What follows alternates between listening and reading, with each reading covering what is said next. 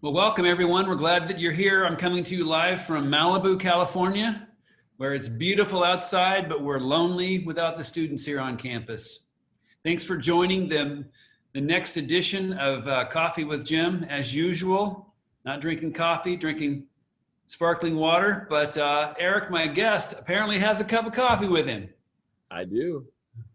Welcome, Eric. We're so glad to have you here with us. Glad to be here, Jim.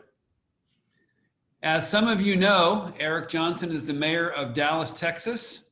We started at about the same time. He's a few months ahead of me. This is a little over a year into the process, but he has just recently become one of the most recent regents at Pepperdine University. The Board of Regents is a governing board that ensures that Pepperdine remains true to its mission and its policies. So Eric has just joined the board and had his first meeting earlier this week. So welcome to the board, Eric. Thank you so much. Well, Eric has an impressive educational record and has an impressive career record. So let me walk through, just by way of background, a little bit of Eric's educational experiences, and maybe you can say a few words about why he chose each of those schools and why ultimately he chose to become associated with Pepperdine. So Eric was undergrad at Harvard and then a master's degree at Princeton and then a law degree at Penn. So Eric, tell us about how you ended up at those schools and really what did you study at Princeton? Because we know what you studied at Penn in law school, but what did you study in undergrad and why did you choose Harvard? And then tell us about your educational journey. Well, first of all, it's hard for me to call you Jim. I'm trying to stick with this whole Coffee with Jim thing. I like to call you President Gash, you know that, but I'll try, Jim. Okay, Mayor. Thank you for having me today. I'm really glad to be here. I'll answer that question as quickly as I can. I'd hate talking about myself, and I'd rather get to questions that you have and that people might want to know. But I grew up in Dallas. I was born and raised here. My family's from here. My parents were born and raised here. My grandparents got to Dallas right after World War II ended. My grandfather got honorably discharged from the U.S. Army after he fought in World War II. They moved to Dallas, and that's where our family sort of started here. And, I'd never really been anywhere before I went off to Harvard for college. I didn't travel. Our family, people can't believe this when I tell them this, but we never went on a single family vacation my entire childhood, not one time. I mean, we never got in the car and even drove to Oklahoma or, Austin. That would be a trip. I mean, or something, we never did that. So I was pretty intent on going away for college, not leaving home because there was something wrong with home. I loved Dallas. I loved my family. And I came back, and I came back pretty immediately, which we can talk about, what I've been working on here. But I did want to have a different experience. And I couldn't think of a more different place than New England than from Texas. So that's how I kind of chose Harvard. I think, it was a good school. I had never seen it before. I had never stepped foot on campus before I applied. After I got in, I went on one visit that my high school actually raised money to send me to go visit. I didn't have the money to go visit myself. They actually donated the money for me to go. And when I stepped foot on the campus for the first time, I remember turning to my tour guide and saying, this is how I envision college would look like in my mind before I'd ever been on a college campus. This is what I thought it would look like. It looked like school. And so I fell in love with it, and I immediately accepted after I was, accepted early admission, and that's how that came about. The Princeton public policy decision was a little more career focused and about the program itself. I mean, because when I went to college, I had no idea what I was going to study. Ended up majoring in history, actually, which I enjoyed. I was always a big fan of history, but I chose Princeton because its public policy school is extremely rigorous on the policy and analysis and quant side, and less. It wasn't really. A lot of the other policy schools were focused more on diplomacy and kind of bringing in a lot of international students and letting them get to know each other. A little less hardcore policy analysis. And so I wanted that policy analysis. I thought I was going to work in government, which I ended up doing. So that's why I chose Princeton, and because they paid for it all. I was accepted into a couple other schools, but it was going to cost some money Princeton paid the full freight, and for a kid that didn't have a lot of money, that goes a long way. And as you said, law school speaks for itself. You kind of you go where the money is, and you go where you get in. And I got into Penn with a full, almost a full scholarship for public service. I received one of their 4 public service scholarships. So law school was 2/3 paid for, and since I did a joint degree with Princeton, they paid for a full freight, so it ended up being a full ride. So ended up getting my education pretty much for free, which is what drove most of those decisions. Yeah, fantastic. Well, we'll get to Pepperdine a little bit later, but talk to us about your career path. You mentioned that you studied public policy because you thought you were going to go into government work, and you did, but tell us what you did kind of before and actually during while you were practicing law before you became mayor. Well, I actually ran from the first time. I mean, I think this surprises people when I tell them, I never was a run for office kind of guy, really.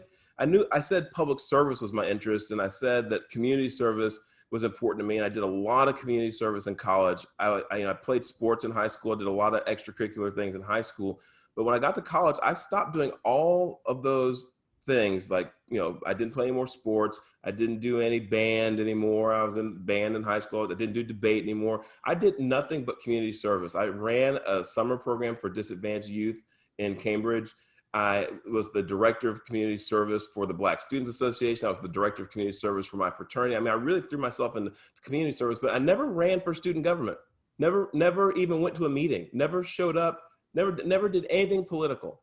And so that wasn't really my focus. It was more on serving the community. And so when I got back to Dallas, I started practicing law. I started volunteering. I started on the board of the Boys and Girls Club, which was how I actually ended up going to a college prep school on a scholarship. The Boys and Girls Club paid for it. And I did a lot of other community service, but the state representative who represented the area that I grew up in and that I still lived in when I moved back to Dallas after college got indicted for bribery and tax evasion, some other things, but didn't step down and actually ran for re-election and won unopposed, and then ran again under indictment, because this is how long the federal government takes to bring some of these cases. I mean, it dragged on for years. She ran again under indictment, unopposed, until I actually filed against her, because I told the Democratic Party, I said, this is a disgrace, and if no one runs against her the second time she's running for office under indictment for bribery, then I'm going to do it. And they begged me not to. And then after they stopped begging me, they threatened me and told me they'd end my career. I'd never have a future in politics if I did it. I did it anyway. And they told me I had no shot. The local newspaper predicted I'd lose. The party chair from the state level to the county level, down to the local level, all came out publicly against me and said, I have no chance, I'll lose. And on election day, I won by 50 points. I won 75 to 25. Wow. So I was serving the state legislature for a decade, and that's how I got there. And so the state legislature in Texas, tell our viewers about the difference between some of the other state legislatures in terms of whether it's a full-time or a part-time. You didn't have to leave the practice of law to do that. Right. Texas is one of the holdout states that refuses to go to a full-time legislature. Our legislature only meets every odd numbered year for 5 months. And that's a very, very short amount of time to govern a state that's almost 30 million people and has a budget that's at this point about $300 billion budget. So it's a huge undertaking to try to write a budget where you're predicting revenue out over a 2-year period, but we do it. And there's no going back in between to do a true up on the budget. So, President Gash, budgeting for Pepperdine University, I know the budget's not $300 billion, and you get to go in, periodically and go to the board and say, hey, things aren't going quite the way we anticipated. We're gonna have to do this. We're gonna have to do this. And the board's meeting regularly to make those adjustments. Can you imagine writing a $300 billion budget, guessing 2 years out what revenue is gonna look like, and then having no legal option to go in between to make any adjustments? So that's how we do it. It's a very interesting system, and a lot of people have wanted to change it, but there's a lot of resistance to that by the lobby, because they love being able to not work for 19 months and only work for 5 months and make the same amount of money they'd make if they worked year round every year. Wow. Well, sounds like there's some potential reform that's possible there. And as you mentioned, we're constantly calibrating at Pepperdine, ensuring that we're reactive and responsive to the situation on the ground. So for about 10 years, practiced law and served in the state legislature. Tell us what caused you to decide to run for the Dallas mayor position. Well, now I'm questioning whether or not I am actually a sane person because of all the things that have happened in the year since I've been mayor. But no, what happened was this: my predecessor, our last mayor in Dallas, did something that no one's done in over 40 years in Dallas, which was served for the full 2-year terms, 2 4-year terms that you're allowed to serve as mayor. In Dallas, we're term limited. The mayor can only serve a maximum of 8 years, 2 4-year terms, and he did that. So he was term limited out, which created just a rush of people who filed to run. And not a single one of them when I looked at the field, did I feel like, really was going to be able to lead Dallas in the direction I felt like it needed to go. And so I became concerned about it. And then I started to hear other people talking about how concerned they were about it.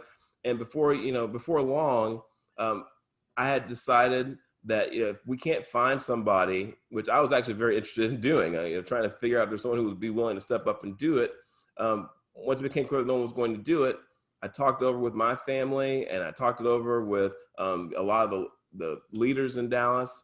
And of course, I talked it over with God and decided that, you know what, I'll do it. I'll run it and I'll see what happens. And I was the last person to file in a 9-person field. Other candidates have been campaigning for a year. There were several candidates, at least 3, 4 who raised well over $1 million each. And so I had a huge hole to plug. I had a huge gap to close, and we figured out a way to win. We got into a runoff, and then we won the runoff by 12 points. So another double-digit victory, and that's how it came about. And I remember walking that journey with you. We got to become friends in the face of in the wake of both of us being in the middle of this new transition, and remember texting with you on election night.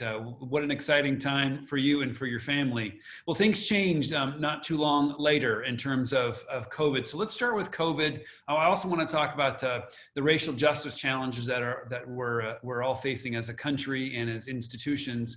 But tell us about when and how COVID started to interfere with your ability to kind of govern and make decisions for Dallas. How did that process unfold, and walk us through that?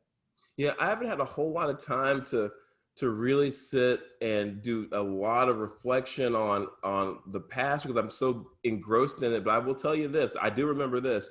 This really, and this is a little frightening, it's a little unsettling. It really did sort of come out of nowhere, it seemed.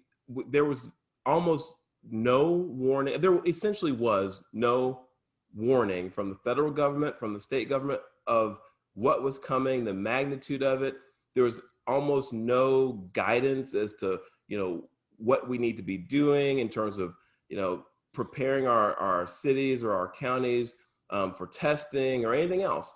What I remember very distinctly in the earliest stages is people really having no idea the severity of it. So we had our city council was gone to attend a national conference, so people were still having conferences, and they were gone on a national conference, thousands and thousands of people, in a hotel somewhere. And I was back in Dallas because I was starting to get the rumblings that this could be something serious. So I was starting to convene meetings with our hospital CEOs and with our higher education communities. I was thinking about all the people who were going to be really integral to making sure that this thing, didn't really spread like wildfires. So people who were in charge of organizations where there's going to be lots of people, so all of our school districts, all of our independent school districts and the superintendents, I got together.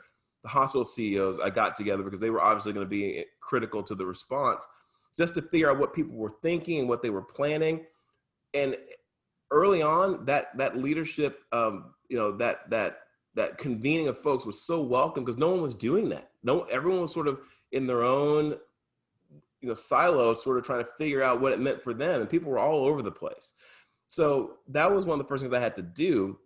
But one of the first decisions I had to make, President Gash, I'll never forget, and this is give you some sense of kind of, you know, how little guidance there was whether or not to have the St. Patrick's Day parade or not. That was a huge decision, because most people felt like, what's the problem? I mean, why would we cancel that? Because we have the largest St. Patrick's Day parade in the entire Southwestern United States. It's huge. I mean, it's several thousands of people packed in, you know, in pretty close quarters. It's a big tradition. It's a sponsored event. People, you know, paid money to do it. You know, it generates a lot of revenue for a lot of our small businesses. And there was a ton of pressure to keep that parade in place, go through with it.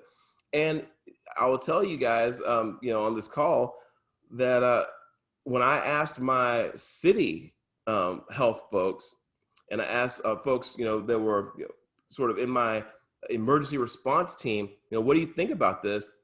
It was mixed. And in fact, some of the doctors were even saying, hey, I think we're fine. I think we can do it. And so I reached out to our county health officials, because they are in charge of public health in Texas. Most of the counties have that responsibility, not the cities, and said, guys, should we have this parade? What do you think here? My gut is that even though I'm being told we can go through with it, it doesn't feel like the right decision. So I just want to run it past you. And they noodled on it, and they came back and told me probably a bad idea. And so we canceled. And then you start to see a slew of cancellations around the country.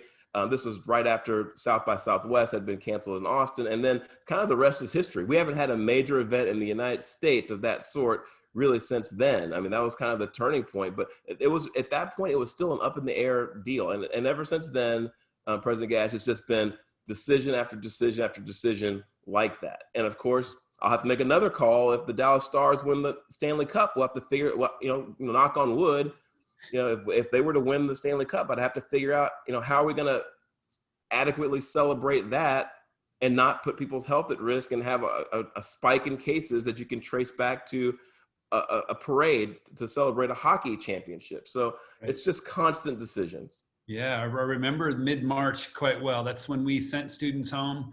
March 15th was our first day online. And I remember the same sort of questions. It's like, well, it doesn't seem so bad yet. How bad could it get? But who are the people that we trust the most to make these decisions? And obviously it's got to go to the health care system. Talk to me a little bit about philosophically how you go about making decisions that have such consequence for an entire city and for people's livelihoods and their ability to send their kids to school. Kind of what's your process, and who's in your inner circle, and how do you reach these decisions? Most of my career in public service has been as a legislator, and has involved not being the person at the tip of the spear on decisions, not being the primary person that people look to for direction or for leadership or for guidance. I mean, legislating is a very, very important job, and it's an art, learning how to write legislation, how to, you know, work with your colleagues to get the support you need to pass things. But being mayor is a very different job, and I'm learning every day the nuances of how to, you know, how to do the job and how to use the powers that I have, which are actually somewhat limited in Dallas, and we can talk about that, to get things done. But what I try to do, President Gash, when I'm making decisions, is I try to do what I genuinely believe is the right thing to do for the city, for its long-term benefit, and for everyone in the city, without regard to political consequence, which is actually turning Dallas upside down, to be perfectly frank. I think it's really confusing people. Because I was a Democrat when I was a legislator, there's a tremendous amount of pressure on me to govern like a Democrat, whatever that means, govern like a Democrat.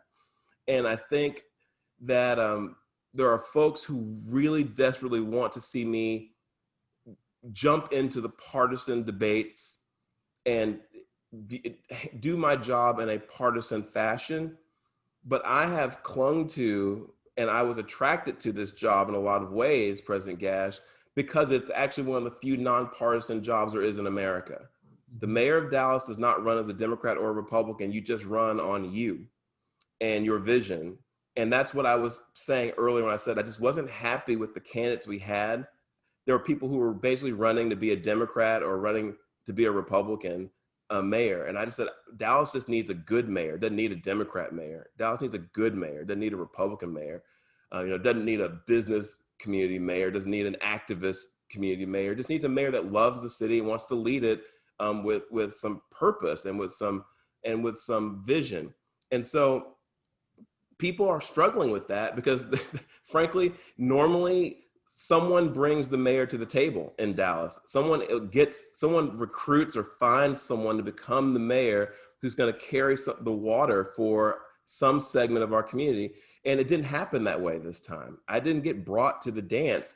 I went to the dance by choice because I believed that there was a better way. And so what I try to do when I make decisions is do what I really would want the mayor to do if I weren't the mayor and I'm just a resident. So that's why I prioritize things like public safety. That's why I work hard on issues like education and developing our workforce. That's why I focus on infrastructure and trying to improve our streets. These are the things that I know when my wife and I are in our car complaining about what the city's not doing right.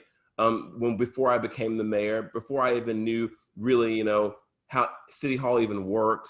These are things I was concerned about. So I try to govern that way. And I will tell you, it has put me at odds with the establishment.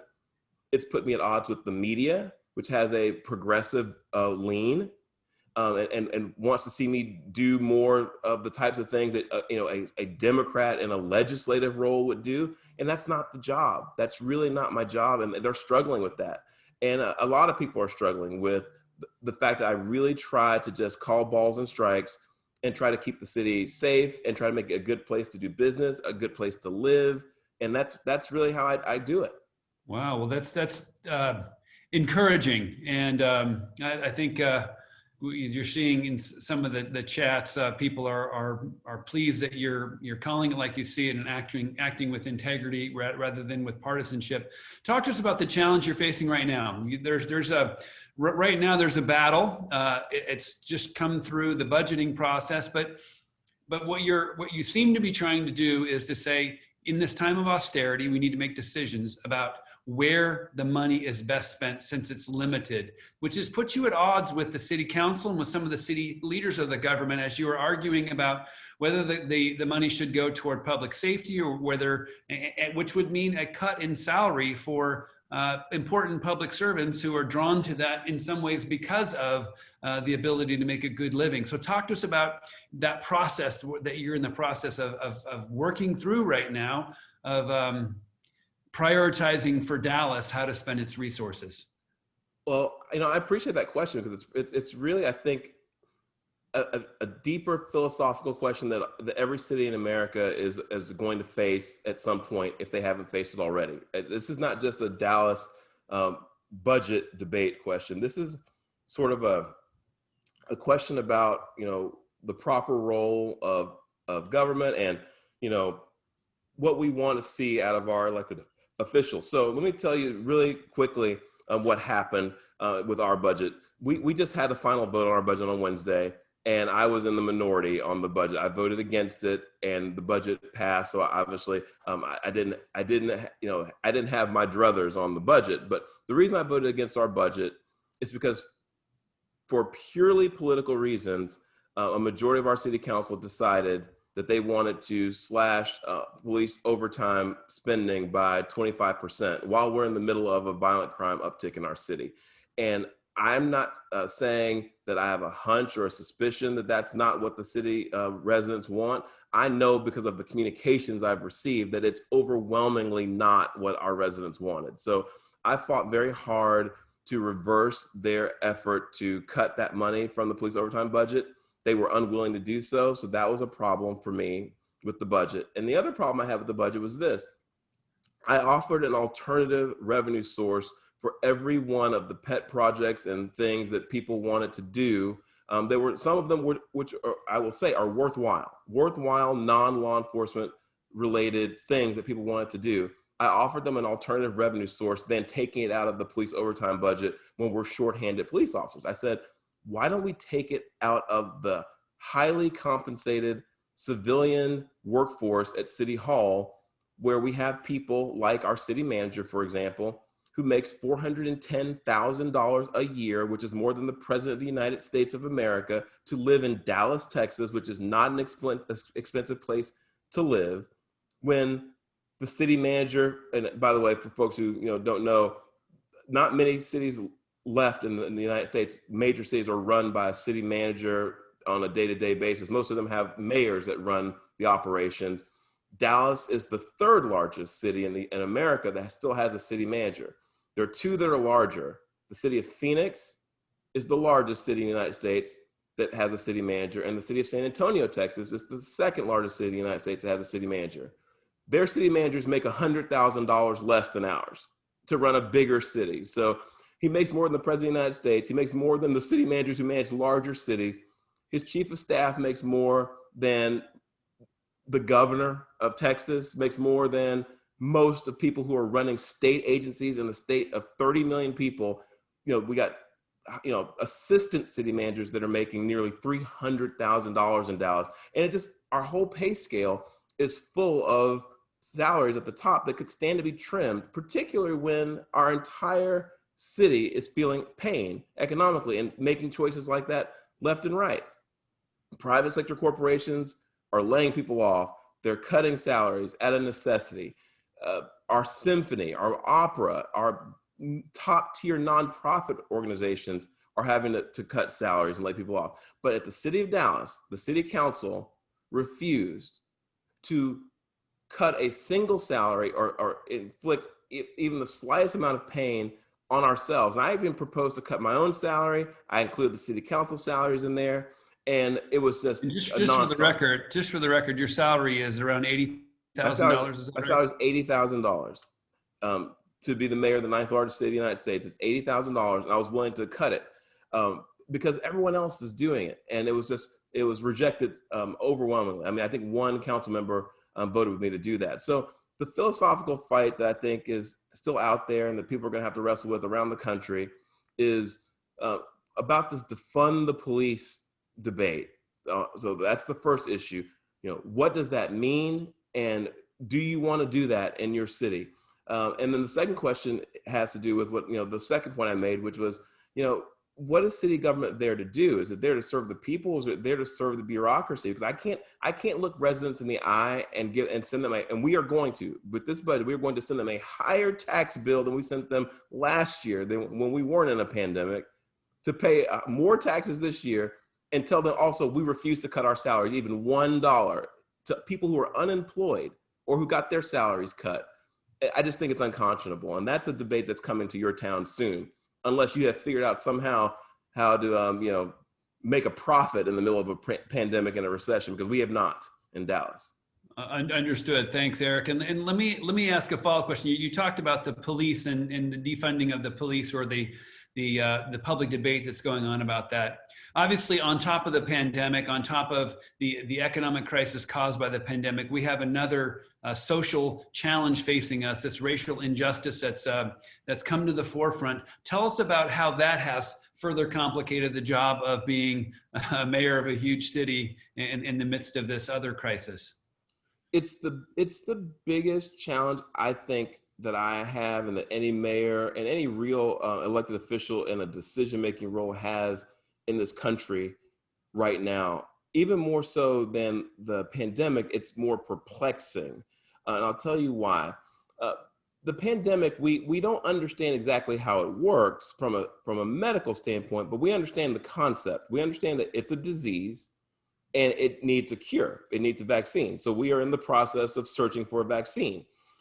When we have a vaccine, we'll need a process for distributing it, to getting it to people, but that will be the solution to the disease. In the meantime, we also understand that social distancing and wearing masks and improved hygiene and those things are the best thing we can do to minimize losses. It's actually a pretty straightforward plan. Like, there's not anyone running around at this point saying, what do we do about this? We know what to do about it. It's just, we've got some people who are, sadly not willing to do what they need to do, but we understand. The second issue, though, that you raised, the social unrest, the racial injustice, the defund the police, the debate swirling around that, not nearly as clear what the answer is, because I think some people can't even agree on what the question is. And I'll tell you what I mean by that, President Gash. I think this is a conversation. This is worth a part two. If we were ever have one, this is worth a part two. Because I'll tell you this: when people start saying defund the police, I tweeted out, "What does that mean? Just tell me what it means so I can tell you how I feel about it." Because the media keeps asking me, "Are you for it, Mayor Johnson? Do you support defunding the police?" And I'd say, "What does that mean?" And the progressive leaning media and of course the activists and the progressives all said, Mayor Johnson is being obtuse. Mayor Johnson is pretending not to know what that means. Mayor Johnson knows exactly what that means. He is catering to the conservatives in his city. And I said, okay, let's pretend like you're right, which you're not, but let's pretend like you are. Now tell me what it means. And they would give me 50 different answers. Because I would ask them, I say, well, does defund the police mean eliminate the funding, like zero out the department? They'd say, of course not. Of course not. Of course defund the police doesn't mean zero out the department. Now you're playing games because no one's supporting that. I say, okay, fair enough. Does it mean like what the city of Austin did, which was cut their police budget by 35%? Is that defunding the police? You know what Austin said? No, we didn't defund the police. No, that's not defunding the police. Of course not. 35%? No. Okay. The city of Dallas proposed a $7 million cut to the overtime budget, 25% of the overtime budget. I said, is that defunding the police? You know what they all said? No, of course not. Absolutely not. That's not defund. So basically, everything from a 100% cut down to what amounts to about a 1% cut does not count as defunding the police. And you don't have to be a math genius to figure out there's not a whole lot of numbers left between 0 and 1. I mean, between 100 and 1, right? So what does it mean? If it doesn't mean cutting it completely, it doesn't mean cutting it by 1%, what does it mean? It sounds like it's more of a political, philosophical bent, but not a real policy. And I'm in the business as the mayor of trying to make policy. So what I've told people is this: what I support is reforming police departments in ways that make policing better for everyone, and in ways that make police departments more community focused, so more community policing, better trained officers, all of that. But I think this idea of just cutting their budgets for the sake of saying you cut their budgets, which is what we just did in Dallas, is making people fundamentally less safe. And no one's asking for that in the African-American community. It's coming out of progressive circles of elite folks who don't live in crime-ridden communities. If you ask people in crime-ridden communities, the studies and the statistics have shown upwards of 80% of African Americans in this country are saying, do not defund the police. We need more police. You've got people saying left and right who live in these communities, cutting police budgets and defunding police is not the answer. So there's a real disconnect here between what this activist community is asking for and what the people they profess to be concerned about are asking for. And I'm responding to the community, not to folks who don't even live in these areas, who are, I think, really just making a political point in some cases. Well put. Thank you for walking us through your thought process on how you deal with the political that intersects with the practical, that intersects with the financial. I don't envy your job. It's a challenge to lead a school that has 9,000 students. Leading a city that has quite a few more than that is even a huger challenge. Let me summarize a couple of the questions and comments as we move forward. We're going to have a part two, maybe a part 3 or a part 4. But your faith, you alluded to your faith in God, and I want you to kind of use your faith journey to discuss kind of how you ended up being connected with Pepperdine and why you're connected with Pepperdine. So tell us about your faith journey and how it supports you right now in this challenging time, and then how it led you to Pepperdine. So that grandfather that I mentioned earlier, who fought in World War II and was discharged from the Army and then moved our family from East Texas, from a small town called Marshall, Texas, to Dallas. And my grandmother, these are my maternal grandparents, were members of the Church of Christ. And when I was, from the time I can remember, my earliest memories, I would go to church with them every Sunday, but my mom and dad weren't attending. My mom, obviously, my maternal grandparents were my grandparents' daughter. And so my grandparents would come and pick me up and my sister and my two other brothers and take us to church every Sunday at the Dallas West Church of Christ in West Dallas, which is where we lived. And so I would go to church, and my parents weren't there. And then one day my grandmother looked over down the pew and saw that I was sobbing. I was crying to myself, trying to keep the tears quiet, but I was crying. And I did that several Sundays. I did it a lot. And finally she said, what is it? Like, what is it you're crying about? And I said, I want my mom and I want my dad to be here at church with us. I don't understand why they don't come to church. And my grandmother said that was it for her. She went and told my grown mother, her daughter, you will start coming to church with your children. You will start coming back to church like we raised you. And my mother started coming back to church again.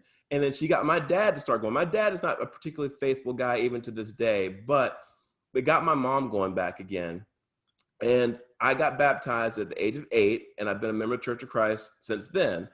And so the church is everything to me, and being a Christian informs every single thing I do, but it's not in the way some people think. And I really am not the kind of person who, keeps a little mini Bible in my pocket and whips it out and starts quoting scripture to people when I think that they, need to be chastised at a city council meeting. I'm not preachy in that way, but I'm very open about my faith, and I'm very proud to be a member of the Church of Christ. I'm very proud to be a Christian.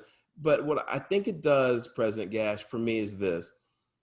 I think we live in a world where the pressure has become unbearable almost to become a moral relativist and to believe that morality is just something that mankind comes to an agreement about what's right and what's wrong, and that agreement can change at any time. We can always make a new deal. We can always come up with a new agreement about what's right and what's wrong, and good and bad, and right and wrong, and evil and good are all relative and depends on the agreement and can change over time. I don't believe it.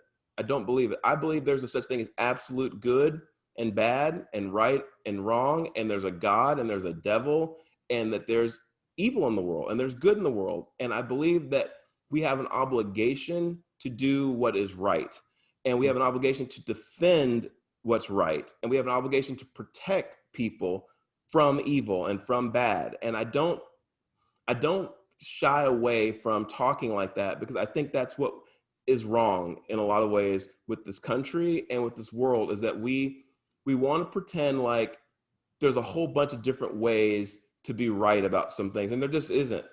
And I believe that the word of God is right. I believe that God is real. I believe the devil is real.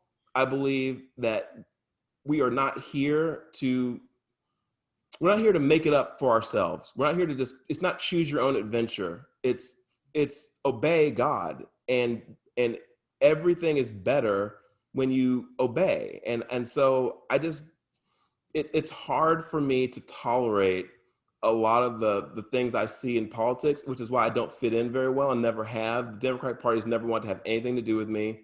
And it's tough because people really, really want me to pretend like some things are okay. They're just not okay.